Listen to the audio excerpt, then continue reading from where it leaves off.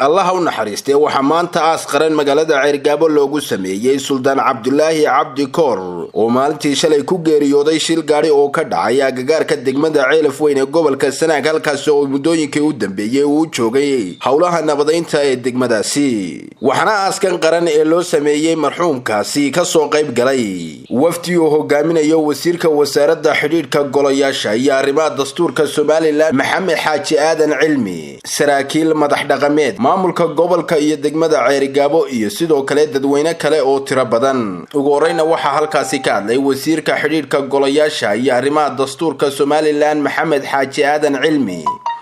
oo Ilaahay uga bariyay marxuumkaasi inuu jannatul firdaws ka waraabiyo samiriye iimaanna ka siiyo eheladii qoyskii iyo qarankii uu ka baxay Allah u naxariistay marxuum Suldaan Cabdullaahi Cabdi Koor oo kamid ahaa madax dhaqameedka gobolka Sanaag inna lillahi وإنا إليه راجعون كل نفس ذائقة الموت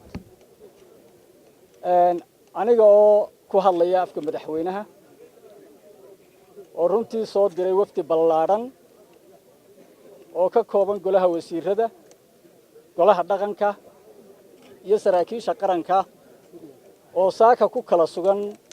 قبل كالسناجي قبل كالسرار وحن تعسيد قرن ودريا eheladii iyo qaraabadii dhammaanba ay ka geeriyoodeen saddexda shahiid oo suldaanku ugu horeeyay iyo labada sarkaal oo dhammaantoodba ahaa adeegayaasha qaranka oo suntanaa oo huwanaa horumarinta nabadgelyada iyo hanaanka dimuqraadiyadda iyo shacabka Soomaaliland waxaan Ilaahay uga baryayaa suldaanka iyo saraakiisha baan Ilaahay naxariistiisa janna ka waraabiyo raatuun Allahu naxariisto Suldaan Cabdullaahi Cabdi Koor wuxuu ahaa shakhsiyad ku geeriyootay 2 sano dhexdood sulx uu ka tagay oo Ceelaf Weyn ku hayay oog baanu soconay sulx kale soconay waa maqaam inta heshaayadu yar tahay waxaanu baa 8 bilood oo dambeeyay ninkaas uu shaqaan sulx ahayn iyo dadka isu soo dhaweyntooda kama shaqeyneen Ilaahay misaaska xasanaadka ugu daro dayashaalabo waxa oo islaama shakhsiyad cibaadadiisu ay joogto tahay oo aan marnaba masaajidka la saaxiibo masaajidka iimaankiisu ku xiran yahay inna lillahi wa inna ilayhi raaji'uun kullu nafsin daa'iqatul maut Ilaahay waxaynu weydiinaynaa marxuumka Suldaan Koor inuu naxariisto dambigiisana dhaafo ummadii eerka wahayd dhammaantoodna samiriye iimaan ka siiyo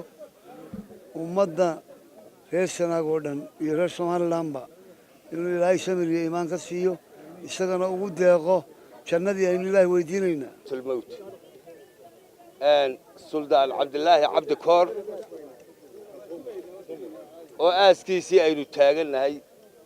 waxa sheegay maamulka gobolka iyo garaadada iyo sulaadiinta iyo xuqaasha wuxuu ahaaba sheegay Ilaahay naxariista jannaha ka waraabiyo inagana samiriye iimaan naga siiyo eeladii iyo qalaabadii iyo asxaabtii uu ka tagay Ilaahay samiriye iimaan ka siiyo waxaan kaloo taxsiin u dirayaa saraakiishii ciidanka qaranka oo uu isaguna gurmad u ahaa oo aanu shalayto xalay ku aasnay oog raaji'uun waxaan halka taxsiin uga diraynaa uga ducaynaynaa Suldaan Cabdullaahi Cabdi Yuusuf Ilaahay naxariis janna ka waraabiyo amal wanaagsan buu ka shaqeynay islaax been naas buu ka shaqeynay Ilaahay hawa aqbalaban leen ninkii ugu dambeeyay oo la hadlaabaan ahaa wuxuu igu yiri abti bal waran baan idhi waa nabad buu igu yiri wuxuu igu yiri abti isagoo oo gurmadka ku jira saraakiisha halka lagu laayay waan babaxaya ayuu igu yiri intuu gacan qaaday abti nabadda hal adkeeyo aniguna isaga ayaan dhinac socday waa naga yara horeeyay 7 kiiloomitir meel u jira haddana gaariga kula dhacay meeshii aan joogay waxa ii xigtay suldaankii nabaddu wuu dhintay ehlu jannu ahaa nabad buu ka shaqeynayay wuxuuna ahaa kuna suldaankii nabadda suldaanka waxaan Ilaahay u naxariisto qabrigana Allah u waasiciyo ehelkii iyo qaraabadu ka baxayna Ilaahay samiriye iimaan ka siiyo runtii waxaan qirayaa inuu ahaa nin nabadeed nin ahlu diina Ilaahay naxariistii jannaha ka waraabiyo ehelkii iyo dhammaan ummadda reer Soomaaliland ilaahay samir iyo iimaan ha ka siiyo isagana jannatu firdawsa ilaahay ha ugu deeqo waa sidaa la sheegay sida uu ka shaqaynayay intii ugu dambaysayna degmada Ceelaf Weyn iyo nabadeyntu kaga jiray waa la ogaa si khaasna waanu isugu xidhnayn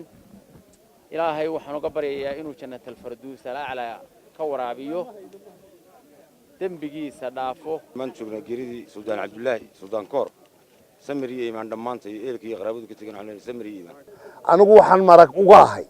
ramadaanteedii kowdii ramadaan aniga iyo caaqilka iyo isaga iyo guddi aanu ku jirnaa waxaanu u soo baxnay hawlo nabadgeliyo halkii uu maalintii ka bilaabay ramadaantii kale waa 5 cisho 6 cisho ka hadhay ninkaas wuxuu shaqaystay janno taariikhdiisa wuxuu dhashay 55 buu dhashay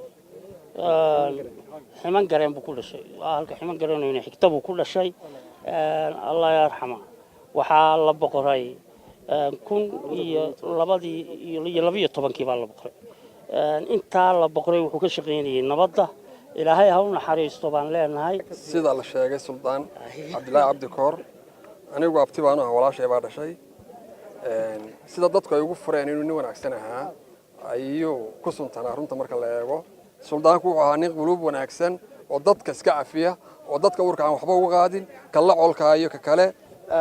waxaan leenahay ilaahay ehelka iyo qaraabadiina ha ugu bedelo samir iyo iimaanna dhammaanteen baa inaga siiyo waxaan halkan ticsa tiiraalinaya uga dirayaa ehelkii iyo qaraabadii uu ka tagay suldaan cabdullaahi cali koore waxaan leenahay samir iyo iimaan Allah inaga siiyo maxamed suldaan cabdullaahi oo suldaanka inankiisii anoo ah waxaan aad ugu mahad celinayaa dawladda iyo dadweynaha labadaba sida qiimaha leh ee ay noola aaseen suldaanka inna lillahi wa inna ilayhi raaji'uun ilaahay samir iyo iimaan ha ka siiyo qoyskii iyo qaraabadii iyo heladii iyo shacabka reer Sanaag suldaanka ilaahay subxaanahu wa ta'ala jannooyinkiisa ha ka waraabiyo Cabdiraxmaan Axmed Lisar Star TV Cergabo